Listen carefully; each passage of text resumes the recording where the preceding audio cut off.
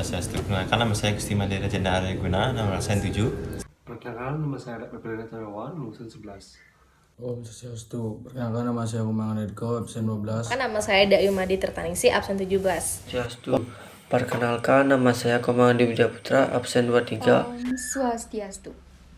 Baik, sebelumnya perkenalkan nama saya Nikitut Dewi Aprilianti, nomor absen 26. Halo semuanya, Manusia, hewan perkenalkan maupun nama saya tumbuhan. Nikomang Pandasartika Sebagai makhluk Putri, hidup, kita perlu nomor absen oksigen untuk hidup. 29. Waktu bernapas, kita mempunyai organ-organ yang bekerja sama dan membentuk sistem organ yang Manusia, bekerja untuk oksigen. hewan maupun Jadi, di sini tumbuhan, kami akan sebagai membahas makhluk tentang hidup, pernapasan pada kita perlu manusia, oksigen hewan, dan untuk tumbuhan. hidup.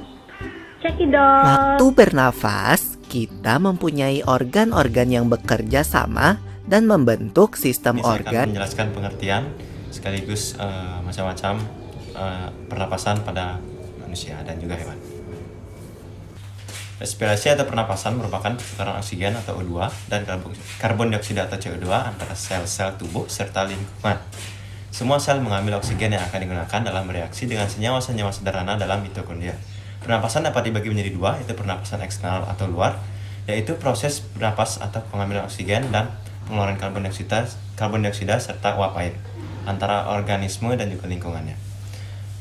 Pernapasan yang kedua yaitu pernapasan internal atau pernapasan dalam, yaitu respirasi sel yang terjadi dalam sel yaitu sitoplasma dan juga mitokondria. Di sini saya akan menjelaskan tentang perkembangan sistem pernapasan pada manusia. Pada manusia, pernapasan terjadi melalui alat pernapasan yang terdapat dalam tubuh atau melalui jalur udara untuk menuju sel-sel tubuh, struktur organ atau bagian-bagian alat pernapasan pada manusia. Jadi atas rongga hidung, rongga teka, kotak suara, batang tenggorokan, brokus, dan paru-paru. Selanjutnya ada yang pertama ada rongga hidung. Rongga hidung. Hidung adalah bangunan berongga yang terbagi oleh sebuah sekat di tengah menjadi rongga hidung kiri dan kanan.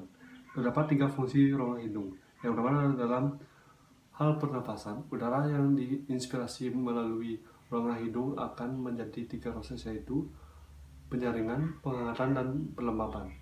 Yang kedua ada epithelium olfactory. Bagian meyal rongga hidung memiliki fungsi dalam penerimaan bau. Yang ketiga ada rongga hidung juga berhubung dengan pembentukan saluran pneumatik, di mana ia berfungsi sebagai ruang respirasi. Selanjutnya ada fungsi rongga hidung. Yang pertama adalah penciuman. Fungsi untuk rongga hidung yaitu sebagai indera penciuman. Kamu dapat mencium setiap aroma di daerah penciuman yang terletak di puncak rongga hidung. Yang kedua ada pernafasan. Udara yang kamu hirup perlu dihangatkan dan melembabkan sebelum sampai ke paru-paru. Yang ketiga ada kekebalan tubuh. Silia pada sel-sel jaringan yang melapisi rongga hidung dan lendir secara bersamaan berperan dalam menyaring udara yang kamu hirup. Yang kedua ada faring atau tenggorokan. Faring merupakan salah satu yang memiliki panjang kurang lebih 13 cm yang menghubungkan nasal dari rongga mulut kepada laring pada dasar tenggorokan. Faring dapat dibagi menjadi 3, yaitu nasofaring yang terletak di bawah dasar tenggorokan, belakang dan atas palatum mole. Yang kedua ada orofaring, merupakan bagian tengah faring antara palatum lunak dan tulang hyoidi. Yang ketiga ada laringofaring, terletak di belakang laringofaring, merupakan posisi terendah dari faring. Fungsi faring adalah yang pertama ada menjadi jalan untuk udara, yang kedua ada memisahkan udara dari makanan dan air, yang ketiga ada berperan dalam proses menelan, dan yang keempat ada mendorong makanan ke dalam kerongkongan, yang kelima ada menyeimbangkan tekanan udara. Ketiga ada batang tenggorokan atau trakea. Tenggorokan berupa pipa yang panjang 10 cm terletak sebagian di leher dan sebagian di rongga dada. Dinding tenggorokan tipis dan kaku dikelilingi oleh cincin tulang, rawan dan pada bagian dalam rongga bersilia. Silia-silia ini berfungsi yang pertama membawa udara ke paru-paru, yang kedua ada menghalau benda asing, yang ketiga ada melancarkan sistem pencernaan, yang keempat ada melancarkan batuk. Lainnya yang keempat ada laring atau pangkal tenggorokan. Laring merupakan suatu saluran yang dikelilingi oleh tulang rawan. Yang pertama adalah melindungi saluran pernapasan. Laring berperan penting dalam melindungi saluran pernapasan manusia. Yang kedua ada penghubungan faring dan trakea. Laring berperan untuk menghubungkan faring dan trakea. Yang selanjutnya, yang kelima, cabang batang tenggorokan yang terdiri dari bronchus, bronchiolus, dan alveolus. Yang namanya tenggorokan atau trakea bercabang menjadi dua bagian, yaitu bronchus kanan dan bronchus kiri. Yang kedua adalah bronchiolus, adalah cabang ke-12 sampai 12 bronchus. Yang ketiga adalah alveolus, adalah unit fungsional paru. Yang keenam ada paru-paru. Paru-paru terletak di dalam rongga dada, bagian atas di bagian samping dibatasi oleh otot dan rusuk, dan di bagi bawah dibatasi oleh diagram yang berotot kuat. Yang ketujuh ada pleura. Membran serosa membungkus paru. Jaringan tipis ini mengandung serat elastis, fibrosus, dan kolagen. Sekian presentasi dari saya. Saya mengucapkan terima kasih. Om Santi Santi Santi Om. Saya akan menjelaskan tentang mekanisme pernapasan pada manusia. Menurut tempat terjadinya pertukaran gas, maka pernapasan dapat dibedakan atas dua jenis, yaitu pernapasan luar dan pernapasan dalam. Pernapasan luar dan pernapasan dalam. Luar adalah pertukaran udara yang terjadi antara dua dalam alveolus dengan darah dalam kapiler. Sedangkan pernapasan dalam adalah pernapasan yang terjadi antara darah dalam kapiler dengan sel-sel tubuh.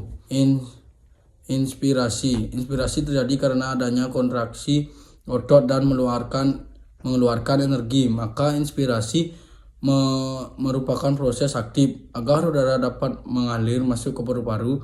Tekanan di dalam paru harus lebih rendah dari tekanan atmosfer. Ekspirasi seperti halnya inspirasi.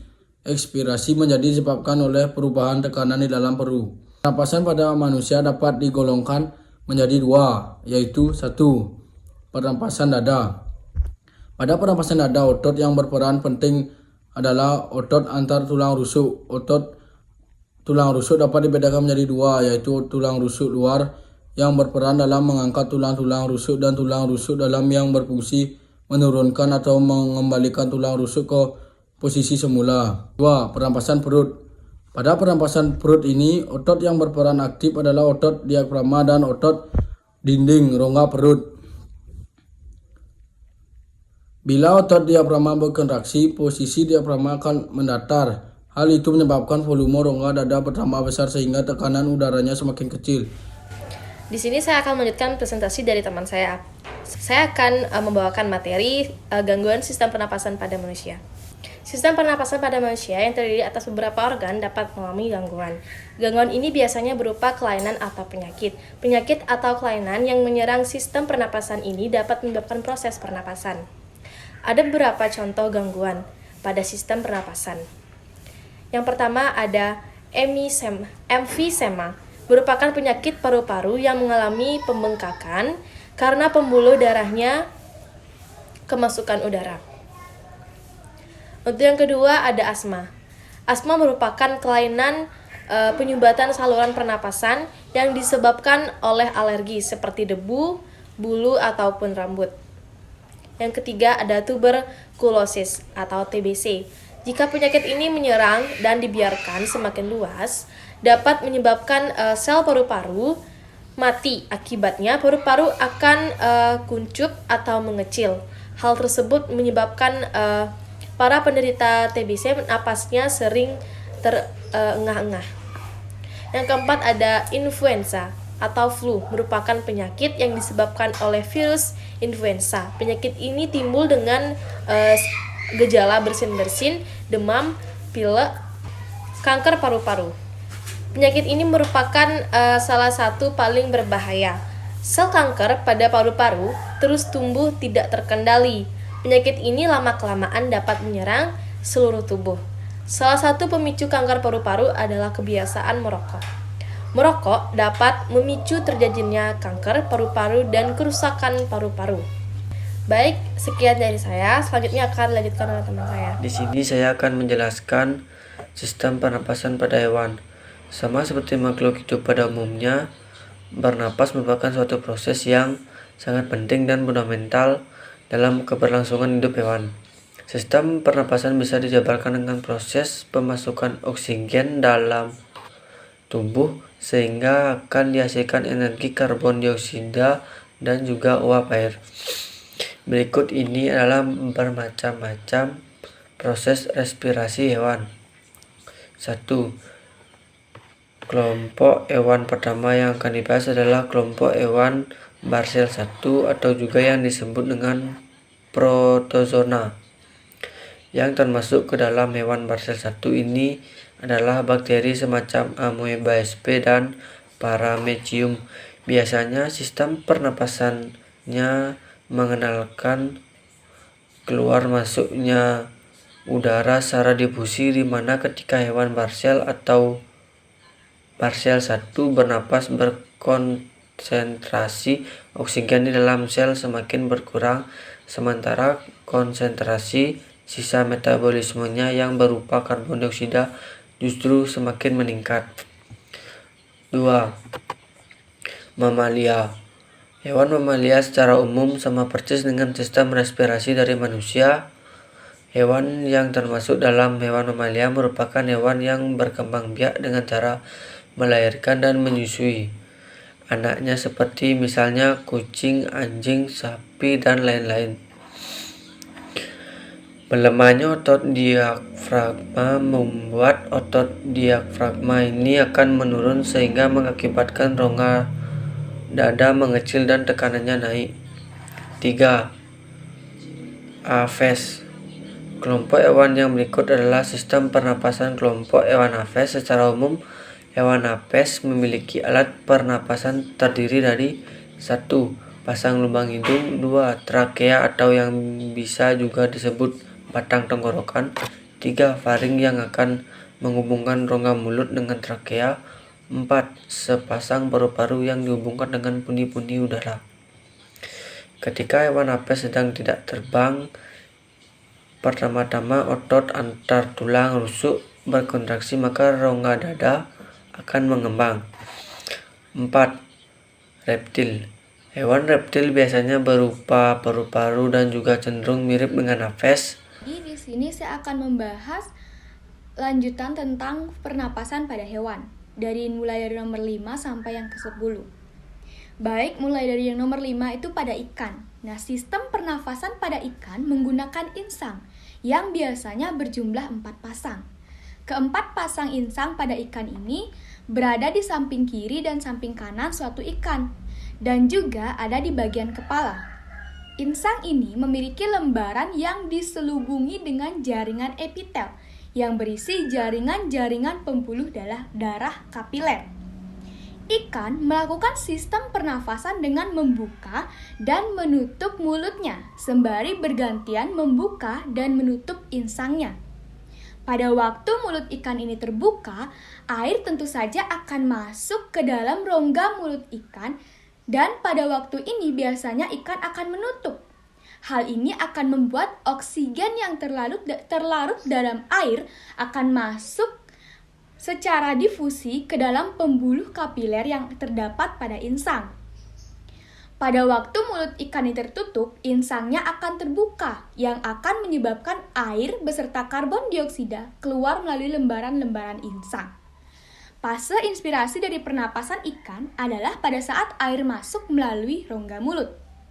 Yang keenam ada pada hewan amfibi. Hewan amfibi merupakan hewan yang dapat hidup di dua wilayah, yaitu di darat dan juga di air. Maka tidak heran jika sistem pernapasan pada hewan amfibi bisa berupa paru-paru, kulit, maupun insang. Contoh dari hewan amfibi adalah katak. Pada saat katak masih berupa larva, maka katak akan bernapas menggunakan insang luar. Sedangkan ketika katak masih berupa beludru, maka katak akan bernafas dengan menggunakan insang dalam. Hingga ketika katak tumbuh dewasa, maka katak akan bernafas menggunakan paru-paru dan kulit. Yang pertama, perlu kita ketahui bahwa pada katak dewasa terdapat dua buah kantung berdinding tipis dan juga elastis yang banyak mengandung kapiler darah, dan kedua kantung paru-paru ini biasanya saling berhubungan dengan bronkus. Saat bernafas, terjadi proses penambahan udara ketika otot rahang bawah katak sedang mengendur. Sedangkan otot yang dinamakan sternohiodiesus mengalami kontraksi sehingga udara dapat masuk ke rongga mulut. Setelah melalui rongga mulut, udara akan masuk menuju paru-paru dan akan terjadi proses pertukaran gas. Pada saat fase ekspirasi, maka otot hiodiesus ini dan otot perut akan mengalami kontraksi sehingga volume rongga perut mengecil dan udara pun dapat keluar dari paru-paru. Yang ketujuh ada pada insekta. Secara umum, sistem pernafasan pada serangga ini dapat dibagi menjadi 3 fase, yaitu fase inspirasi, pertukaran gas, dan ekspirasi. Yang pertama itu ada fase inspirasi, biasanya memakan waktu 1/4 detik. Pada saat spirakel membuka, pada saat fase ini otot pada kerangka luar suatu serangga akan mengendur dan tubuhnya akan mengembang sehingga udara luar akan masuk melalui spirakel menuju trakeol sampai ke sel-sel tubuh. Di dalam trakeol akan terjadi proses kedua yaitu pertukaran gas dengan sel-sel tubuh di mana oksigen akan berdifusi dari spirakel ke sel-sel tubuh dan karbon dioksida akan berdifusi dari sel-sel tubuh ke spirakel. Pada fase ketiga yaitu ekspirasi, otot kerangka luar pada serangga akan berkontraksi sehingga karbon dioksida akan menuju ke trakea dan akan keluar melalui spirakel. Yang kedelapan ada pada cacing. Hewan yang tergolong dalam golongan cacing sebagian besar pada umumnya bernafas dengan menggunakan permukaan kulitnya. Pada hewan yang tergolong dalam cacing, biasanya mereka memanfaatkan permukaan kulitnya untuk melakukan pertukaran antara oksigen dan karbon dioksida dengan memanfaatkan proses difusi.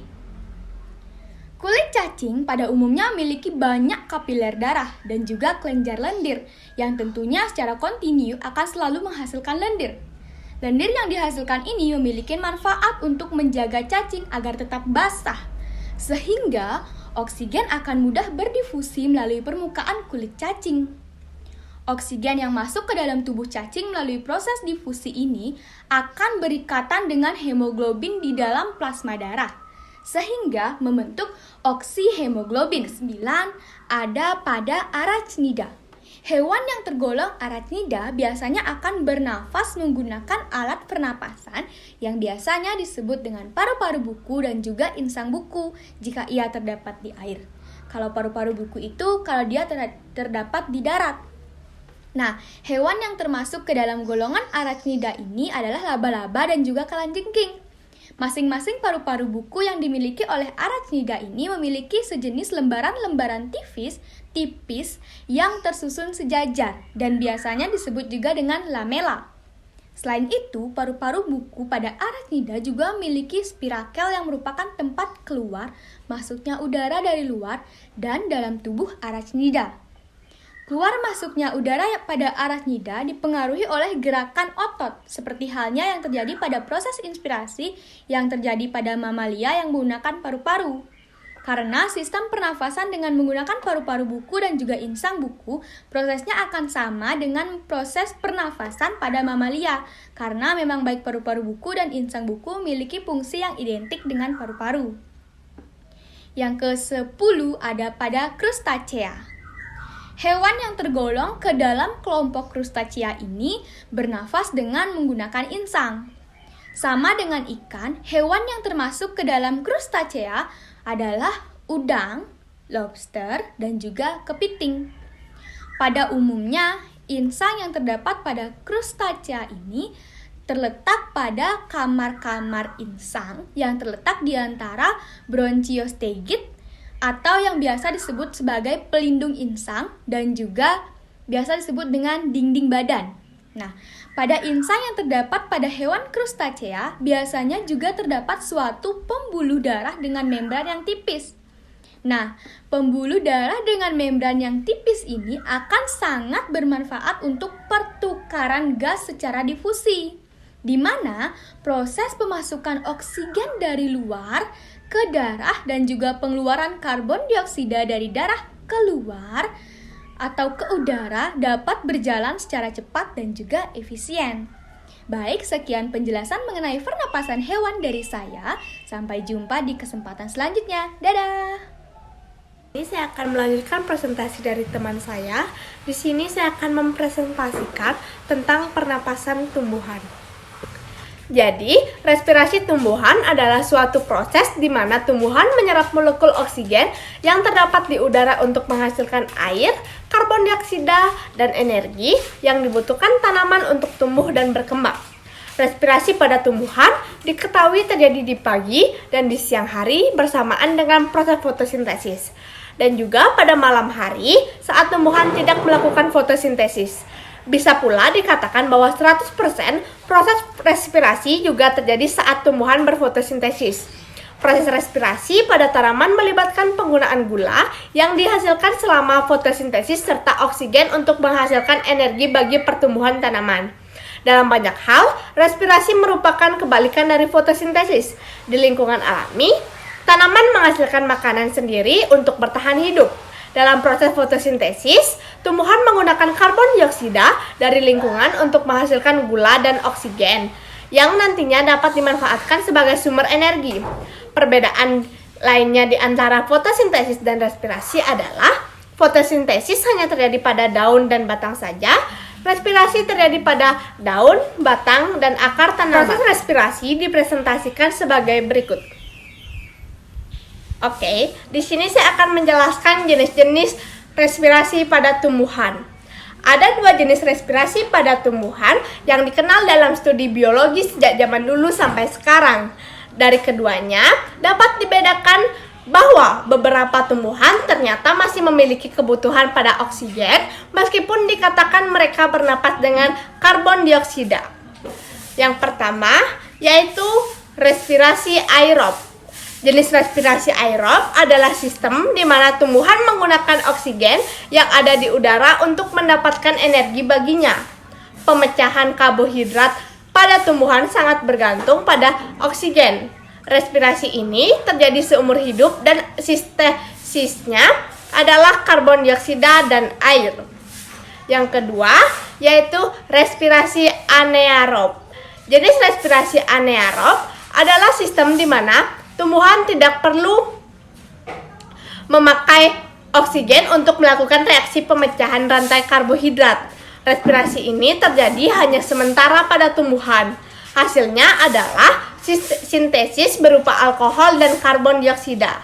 Jenis respirasi ini menghasilkan ATP atau energi yang lebih sedikit jika dibandingkan dengan respirasi aerob. Selanjutnya saya akan menjelaskan tentang faktor-faktor yang mempengaruhi respirasi tumbuhan, yaitu faktor internal. Yang pertama, faktor protoplasmik. Yang kedua, konsentrasi substrat respirasi yang tersedia.